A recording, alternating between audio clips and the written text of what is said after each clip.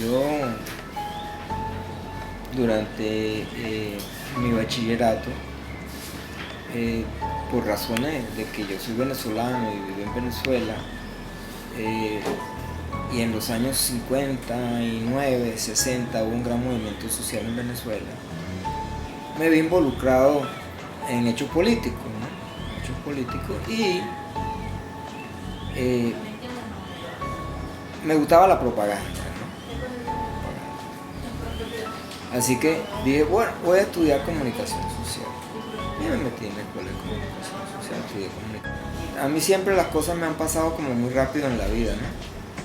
Porque yo seguí participando en la actividad política porque yo pienso que el ser social es un ser político y que ese prejuicio que hay hacia los políticos se debe a que tenemos una cantidad de sinvergüenza como políticos en nuestro país. Y no porque la política sea una actividad mala, al contrario, se supone que lo mejor de nosotros sería lo que debíamos llevar a la política, ¿no? Así como lo mejor de nosotros lo debíamos llevar a lo que escribimos o a nuestra actividad de empresario. Y si vamos a eso, hay muchos empresarios que son unos maleantes. Entonces, no hablemos mal de la política.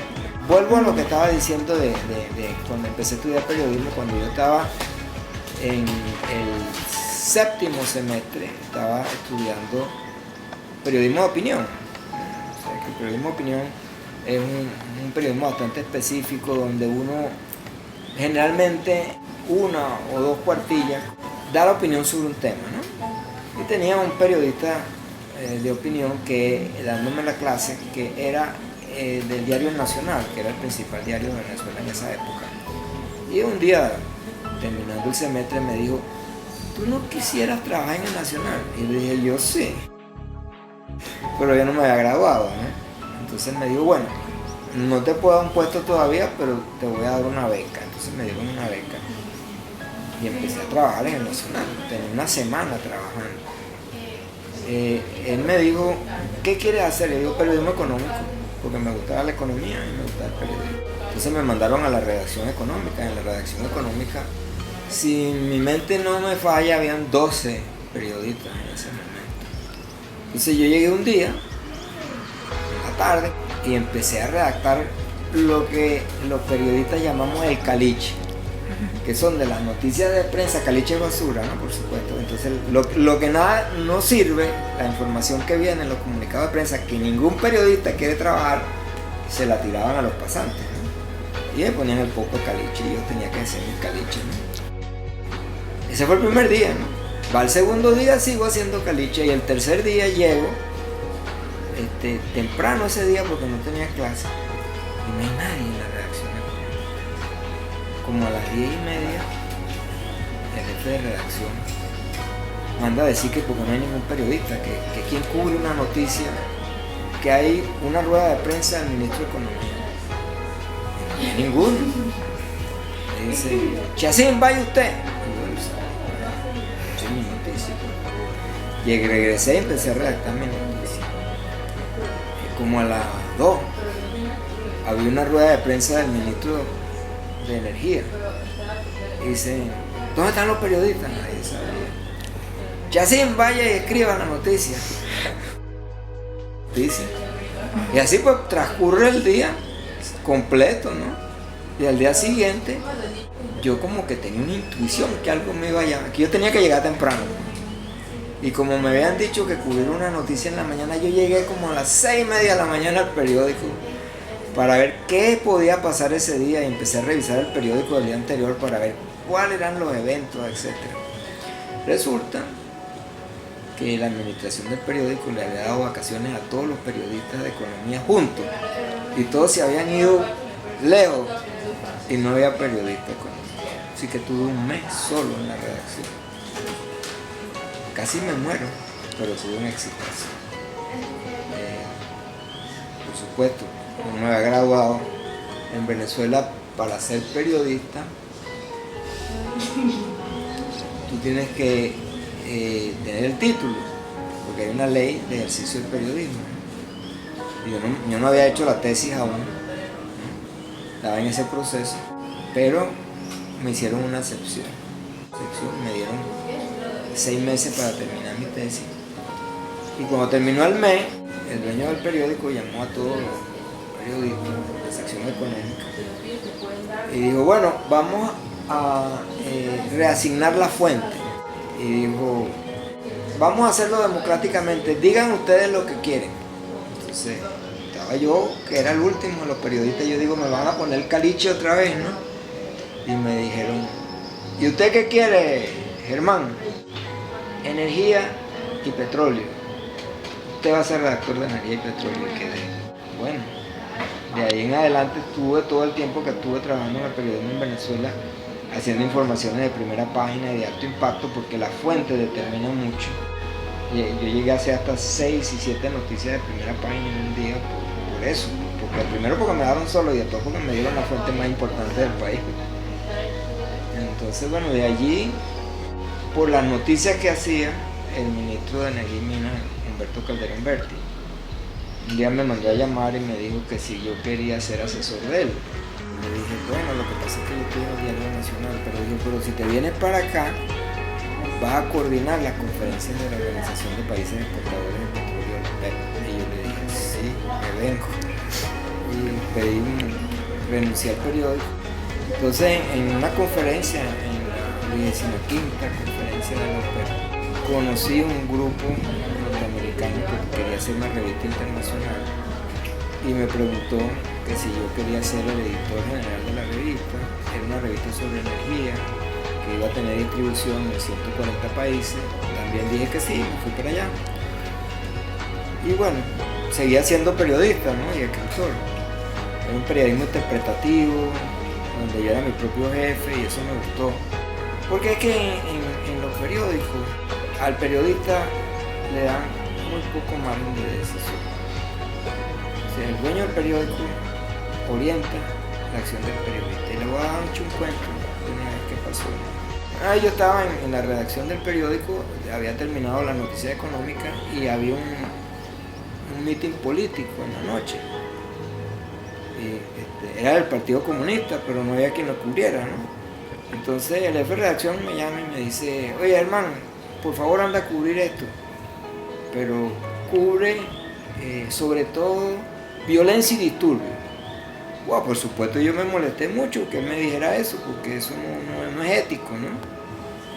Entonces yo fui y como no pasó ningún hecho de violencia ni ningún disturbio, regresé a la mesa de redacción y yo dije, bueno, ahora yo le voy a jugar una broma al jefe de redacción y agarré 2 piedras, ¿no? Y llegué y se las puse en el escritorio.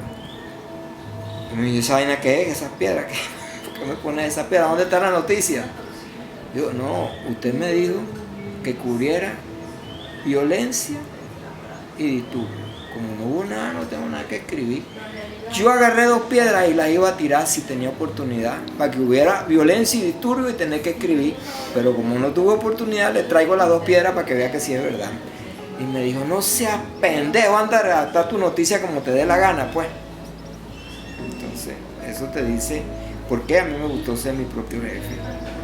Porque ya yo podía darle la orientación a la información. Y empecé a hacer un periodismo interpretativo, sobre todo tratando de interpretar la coyuntura de ese momento dentro de la energía, que era la crisis energética mundial.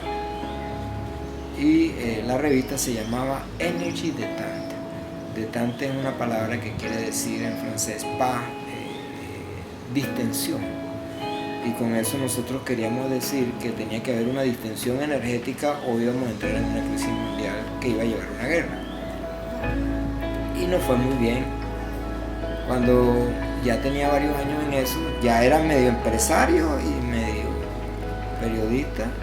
Entonces me llamaron de Panamá, un banquero italiano, amigo mío, de nombre Federico Landucci, y me dijo, mira, va a haber una licitación en el canal de Panamá para los puertos de Cristóbal y Balboa y el suministro de naves al canal de las naves que cursan el canal de Panamá. ¿Te gustaría participar? Y yo dije, sí. Y agarré un avión, me vine, me traje $30,000, que era mi ahorro. me metí en la licitación y pasé de una historia larga corta. Le gané a la Texaco y a la British Petroleum con una empresa recién creada. Y entonces me hice empresario. A la empresa Atlantic Pacific se ganó la licitación del Canal de Panamá. Y entonces de periodista petrolero me metí un tiempo a petrolero. Y bueno, para terminarte, para aterrizarte en lo que quise, me cansé del petróleo porque era muy contaminante, porque había muchos problemas y me quise meter en el campo y entonces desarrollé una empresa, me metí en la citricultura, desarrollé una empresa de cítrico. Yo creo que hemos sembrado como 2,5 millones de árboles en Panamá, que es lo que hemos hecho como citricultura, dedicado a la ecología y a la siembra de árboles, ¿no? Árboles maderales también. Y ahora me di cuenta que la agricultura en Panamá es un mal negocio, por lo que estuve explicando antes, que este es un país donde los agricultores se meten agricultores para perder plata. Como estaba perdiendo demasiada plata, volví al petróleo. Y ahora estoy en una sociedad que se llama Oil America de Panamá, que representa al petróleo de Venezuela y a la Macara PDVSA, y quiero volver al sueño de que Panamá tenga un suministro bueno, bonito y barato para los barcos que surcan. Hoy en día los barcos no paran en Panamá mucho a agarrar combustible porque hay un mal servicio, porque el combustible es de mala calidad y es caro. O sea, es lo contrario de bueno, bonito y barato. Entonces, si logramos ese objetivo, y esa es la misión, la visión y la ética de nuestra empresa, vamos a tener éxito y vamos a hacer un negocio interesante. Para que se den una idea, solo 20% de los barcos que surcan el canal toman combustible. Y eso es un mercado de $2,000 millones en la actualidad. La meta, la misión de nosotros en este momento es convertir al canal de Panamá en el primer punto de suministro de combustibles marinos del hemisferio occidental, con productos de alta calidad y rentabilidad. Se me han pedido algunos comentarios sobre la labor del periodista y del escritor. Yo quiero empezar por decir que la labor del periodista y del escritor en los siglos anteriores al siglo XVIII, el periodista era un hombre culto. Posteriormente, con el surgimiento de las agencias internacionales de noticias, se empezó a encapsular la labor del periodista en lo que se llamó por muchos años el mal llamado periodismo objetivo, donde la labor del periodista era encapsular todo en una noticia que tenía 5 elementos: el qué, el quién, el cómo, el cuándo y el dónde. Y el periodista no interpretaba nada, o sea, se limitaba a esa fórmula y se hablaba de una famosa pirámide invertida. En la pirámide invertida el periodista decía en la entrada todo, después lo desarrollaba en el cuerpo y al final terminaba con una cola. Y esa era la labor del periodista. Ese tipo de periodismo dominó al mundo por muchos años, sobre todo por el surgimiento de las grandes agencias internacionales de noticias. Las primeras agencias internacionales de noticias fueron las francesas, la noticia fue la Reuters, después tuvo la France Press, después empezaron con la entrada de Estados Unidos en las guerras mundiales. Estados Unidos se vio obligado a crear agencias de noticias y surgieron las agencias de noticias norteamericanas. Esas agencias de noticias llegaron a controlar el 90% del flujo noticioso del mundo. Y por supuesto, la labor del periodista y del escritor. Se hablaba de un llamado periodismo objetivo y se le decía al periodista: tú tienes que ser objetivo. Y objetivo era someterse a esa fórmula y nunca preguntar por qué.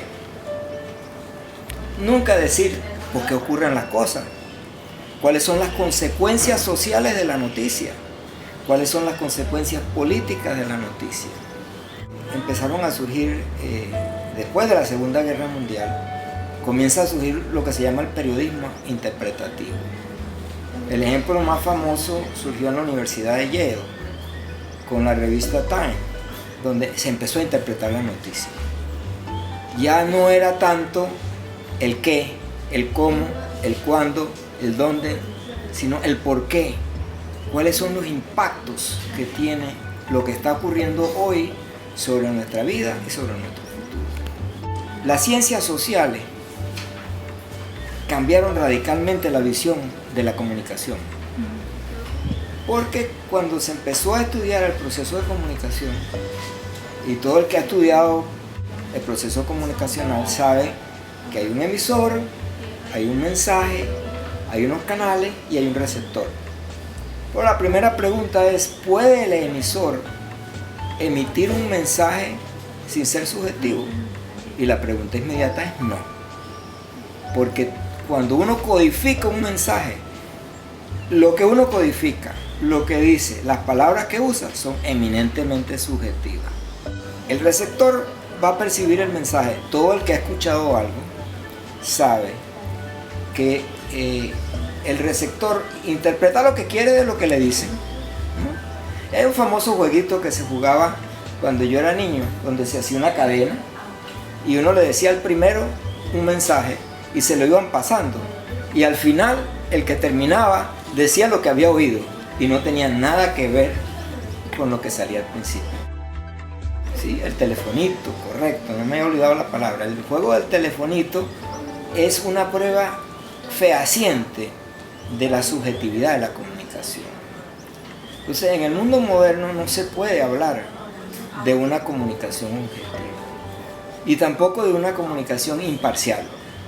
El periodista puede analizar los hechos y puede tratar de decir la verdad, de interpretar correctamente la verdad, pero él tiene que tomar partido en la sociedad, porque si no lo hace conscientemente, lo hace inconscientemente. Es por eso que el periodista debe ser un hombre culto.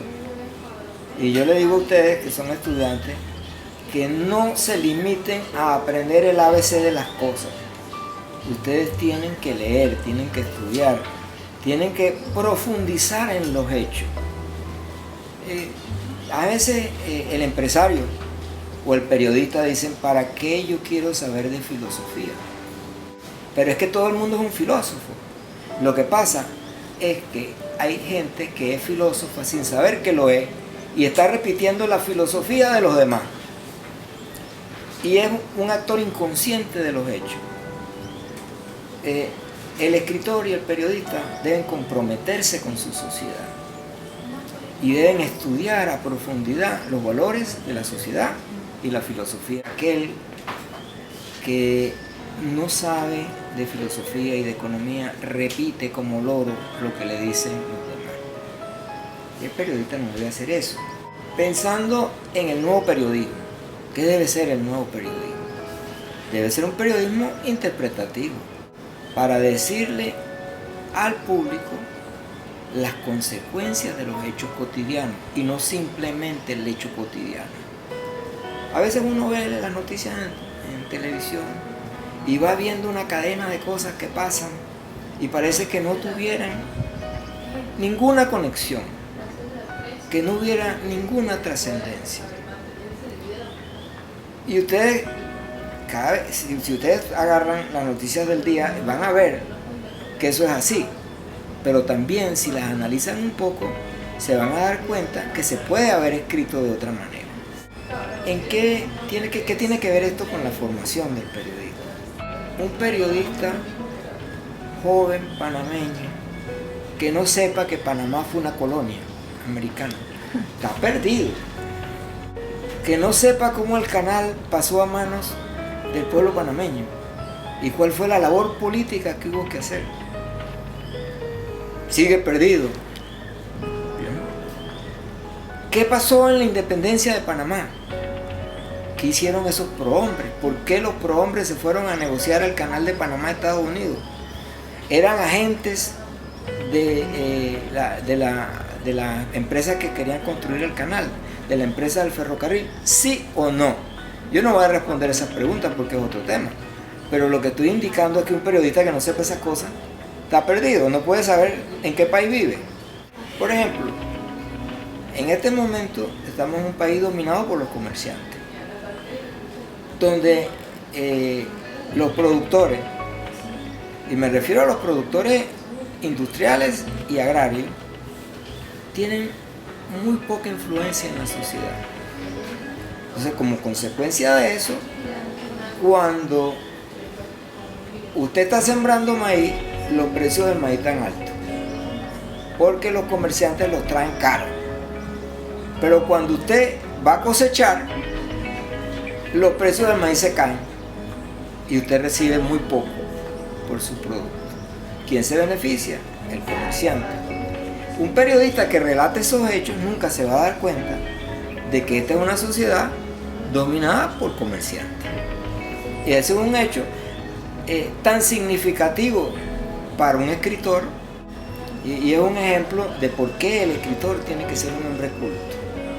Vamos a lo social. Estamos en un país de alto crecimiento, Panamá, y todo el mundo dice el boom de la construcción, el boom de los megaproyectos, un país que crece al 10%. Sin embargo, la pobreza aumenta. ¿Cómo se interpreta ese hecho? ¿Por qué ocurre eso? ¿Por qué Panamá, que en este momento está de segundo en los países de mayor crecimiento en América Latina, está casi de último en los países en términos de igualdad social? Eso parece algo incompatible, incongruente. Yo se lo dejo a ustedes para que lo interpreten y para que le busquen la interpretación, porque no es el tema de esta charla, pero son ejemplos evidentes de por qué, si uno no entiende la sociedad, puede ser un loro que habla si está en la radio y la televisión y que escribe, pero no tiene la capacidad de informar adecuadamente al público. Creo que el problema generalizado en la sociedad panameña del mal hablar, el mal escribir y el poco leer es una horrible deficiencia del sistema cultural y educativo de Panamá. Y te estaba hablando de la contradicción de ser un país rico y no darle importancia a la educación, a la salud y a la vivienda social. Y ahora estamos hablando del tema de educación. Pero el tema de educación tiene mucho que ver con la salud. Porque tú no le puedes pedir a una persona que no tiene salud que estudie. O que tiene hambre que estudie. O que no tiene vivienda que estudie. Eso es la explicación más generalizada, ¿no?, de por qué está fallando el sistema. Y hay otras razones importantes, pero para decir una, esa sería la más fuerte. Entonces, el panameño prácticamente es semi-analfabeto en muchas ocasiones. Y no estamos hablando solo de la clase trabajadora, estamos hablando de los empresarios, estamos hablando incluso de personas de una gran educación, con mala ortografía, con pésima redacción, y que no leen. Trate de conseguir libros en Panamá y se va a dar cuenta que es una odisea. A menos que usted lo traiga de afuera, no consigue nada. O sea que incluso si quiere leer, aquí no hay librería. No hay bibliotecas públicas realmente surtidas de libros de actualidad. Entonces, bueno, vamos al tema de la persona que tiene poca habilidad comunicativa.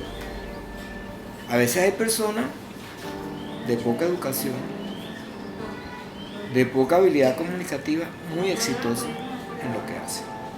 Por ejemplo, Aristóteles Onassis no creo que llegó a sexto grado. Por aquí unos que llegan a presidente y son jefes de empresas y tampoco han estudiado mucho. No quiero entrar en la vida privada de la gente, pero ustedes pueden averiguar si hay aquí algún presidente que no se haya graduado de la universidad, y van a encontrar varios casos. Son exitosos, ¿no? Yo pienso, hablando de ustedes, que ustedes sí no deberían caer en eso de no saber comunicarse. El secreto del buen hablar y escribir es escuchar y leer. Quien no escucha y no lee no puede ser un buen orador ni puede ser buen escritor. Le devuelvo la pregunta a ustedes: ¿cuántos libros han leído? Y si son pocos, ya saben cuál es la tarea. Sobre la ortografía, el BlackBerry y todos los celulares y todos esos sistemas de comunicación, ustedes bien saben las barbaridades que escriben ahí, que ustedes solo las entienden porque en español no están. Y ese es un mal hábito. Eso es un mal hábito porque van degenerando el lenguaje. Es cierto, el lenguaje es algo vivo, tiene que cambiar, pero puede cambiar para mal y no para bien, ¿no? Y los actores del cambio del lenguaje somos nosotros mismos. No sean tan apurados en los BlackBerry y mucho menos lleven eso a su lenguaje cotidiano, bien sea escrito u oral. Porque vamos a terminar siendo seres incomunicados, ¿no? Incapaces de hablar o de escribir algo coherente, ¿no? Pienso que las escuelas de negocio tienden a darle poca importancia al idioma castellano y en la redacción. Y le dan muy poco espacio. Así que yo creo que ustedes tienen que ser exigentes, exigir que los profesores realmente nos enseñen a leer, a escribir y a comunicarse, porque es comunicarse al final lo más importante. Este es un curso de español dentro de una carrera de negocio. Así que voy a tratar de asociar un poquito la labor del escritor con la labor del hombre de negocio y dar el salto allá. Primero les voy a decir que hasta recientemente los filósofos solo se ocupaban de interpretar al mundo. Ahora se trata de cambiarlo. Y esto es algo muy interesante para ustedes que son hombres jóvenes, hombres y mujeres jóvenes. Si van a trabajar dentro de una empresa, yo les sugiero que estudien el método de administración por valores. Estábamos hablando de que el escritor y el periodista tenía que tener conciencia social, tenía que saber de historia, tenía que saber de economía y tenían que saber de todas estas cosas. Ahora bien, el hombre de negocio es hasta peor que el periodista, porque él se quiere limitar a saber cómo hacer dinero, las reglas básicas de la economía. Y resulta que cuando entonces viene la crisis europea, cuando se desploman la banca y se desploman las economías, el hombre de negocio, igual que el periodista, no sabe dónde está parado, se pierde. Y usted lo ve viendo CNN para ver qué pasa. Y ve CNN y no entiende. Y se va para Globovisión o para cualquiera otra agencia de noticias y entiende menos. ¿Qué podemos hacer nosotros como periodistas o empresarios? Porque yo he sido las dos cosas. Primero, poner en su justa dimensión la ética y los valores. Un periodista tiene que ser ético, pero un empresario moderno también. Ya se acabó la época de la esclavitud, señores. Ustedes no pueden tratar a sus empleados como esclavos. Y a sus clientes no los pueden explotar. Tienen que estar pendientes de la ecología. Bien sea que van a ser escritores o bien sea que van a ser empresarios. Porque a veces uno empieza de escritor y como yo terminé de empresario. Y a veces hay empresarios que terminan de escritores narrando su vida. Entonces le digo, a veces la gente piensa que la administración por valores la hacen las organizaciones, pero no es así. La administración por valores la hacen la gente. la gente, los protagonistas de la administración por valores son la gente. ¿Cómo se hace eso? Primero, aclaren sus valores, su propósito, su misión y su visión, la personal de ustedes, que es la que ustedes le van a transmitir a su actuar y a las organizaciones a que ustedes pertenecen. Comuniquen sus valores, su misión y su visión al resto de las personas, bien sean sus colaboradores en la empresa o bien sea el público en general. Y por último, lo más importante, ustedes tienen que alinear sus valores con su accionar, porque nada sirve tener unos valores muy bonitos, tener una misión muy bella, tener una visión muy preparada y después olvidarse de eso a la hora de actuar. Y acuérdense al final que a veces las leyes de la sociedad parecen invisibles a sus actores, y eso ocurre por falta de preparación, por falta de estudio. Así que lean mucho, estudien mucho para que no los agarre la vida desprevenida. Gracias. Yo sé que ustedes van a ser hombres de negocio y me encanta que sean hombres de negocio, pero sean hombres de negocio éticos, preocupación por el medio ambiente, con compromiso social, porque esos son los hombres de negocio de verdad. Y seamos colegas en las dos cosas, escritores y empresarios, que las dos cosas son compatibles. Gracias.